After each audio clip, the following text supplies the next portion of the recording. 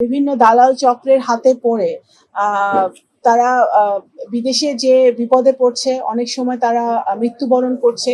এই সকল যদি আমাদের রোধ করতে হয়, তাহলে আমাদের জেলার প্রশাসকদের একটা বড় ভূমিকা আছে অ্যাওয়ারনেস বিল্ডিং এ, সামাজিক একটি জাগরণ তৈরি করতে, যাতে আমাদের সাধারণ জনগণ যাতে এই ধরনের কাজ মানে দিকে না যায়, এই সকল দালাল চক্রের হাতে না পড়ে, সেটাতে ওনাদের ভূমিকা আছে। সেই সকল নিয়ে কথা হয়েছে।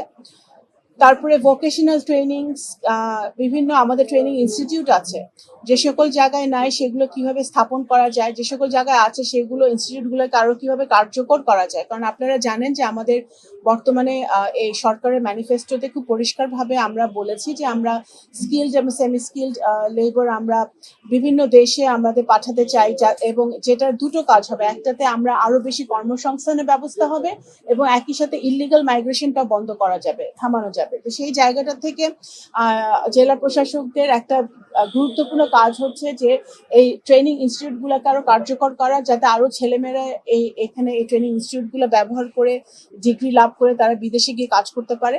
সেই জায়গাটা জেলা প্রশাসকরা কাজ করতে পারে। জলবায়ু পরিবর্তন আমাদের প্রত্যন্ত অঞ্চলে বিভিন্ন বেশ কিছু অঞ্চলে কিন্তু এটা অত্যন্ত প্রকোপ, এটার আমাদের সাধারণ জনগণের, বিশেষ করে নারী পুরুষদের, আমাদের নারী এবং শিশুদের ফেস করতে হয়।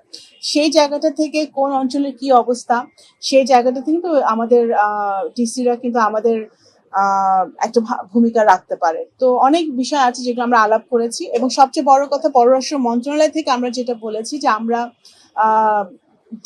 জেলা প্রশাসকগণ যে কোনো সময় যে কোনো বিষয় যদি ওনারা আমাদের সাথে আলোচনা করতে চান, শেয়ার করতে চান, কোনো পরামর্শ দিতে চান, সেগুলা উন্মুক্ত আছে। আমরা পররাষ্ট্র মন্ত্রণালয়ের সাথে তাদের যোগাযোগ উন্মুক্ত আছে, তারা যে কোনো সময় এসে আমাদের সাথে কথা বলতে পারেন। এবং যোগাযোগ তো আছেই পররাষ্ট্র মন্ত্রণালয়ের সাথে, আমাদের ডিসি পর্যায়ের এবং উপজেলা পর্যায়ে ইভেন সবসময় যোগাযোগ আছে। ভারতের নির্বাচন ভারতের অভ্যন্তরীণ ব্যাপার।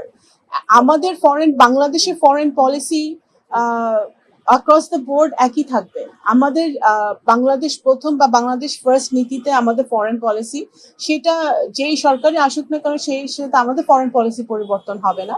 আমরা আমাদের ফরেন পলিসি নিয়েই সবার সাথে আলোচনার ভিত্তিতে আগাবো।